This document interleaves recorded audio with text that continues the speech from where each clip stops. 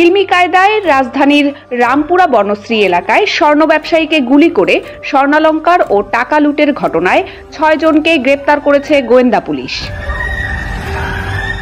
এ বিষয়ে আজ মিন্টো রোডে এক সংবাদ সম্মেলনে ডিএমপি কমিশনার শেখ মোহাম্মদ সাজ্জাদ আলী বলেন, গত মাসের ২৩ তারিখে রাত্র 11:15টার দিকে বনশ্রীতে একজন স্বর্ণ ব্যবসায়ী, ওনার নাম আনোয়ার হোসেন, ওনার বাড়ির সামনে একটি সশস্ত্র ডাকাতি হয় এবং ওনার দাবি মতে ২০০ ভরি সোনা নিয়ে চলে যায়।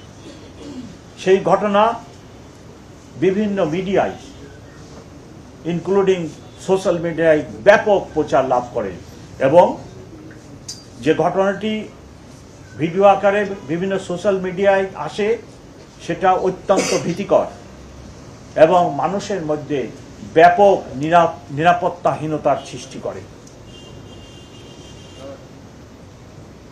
সেই জন্য আমি এই ঘটনাটি, এই ডাকাতির ঘটনাটি উদ্ঘাটনের জন্য আমার যে ডিটেকটিভ ব্রাঞ্চ, তাকে সর্বাত্মক চেষ্টা করে ডিটেকশনের দায়িত্ব দিই। গত মাসের ২৩ তারিখের ঘটনা, আজকে মার্চ মাসের ৮ তারিখ নিবিড়ভাবে কাজ করার পরে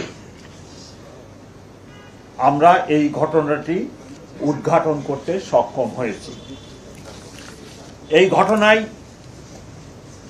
৭ জন জড়িত ছিল,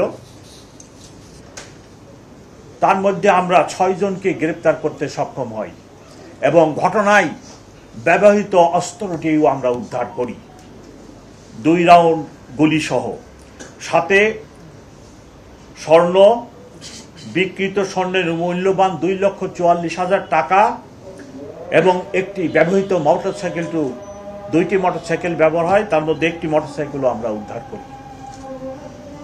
যাদেরকে গ্রেপ্তার করা হয়েছে তাদের মধ্যে যে রিং লিডার ছিল তার নাম হলো কাউসার, তারপরে খলিল, ফরহাদ, ব্যাকআপ ও রেকি পার্টিতে দায়িত্বরত ডাকাত ছিল সুমন,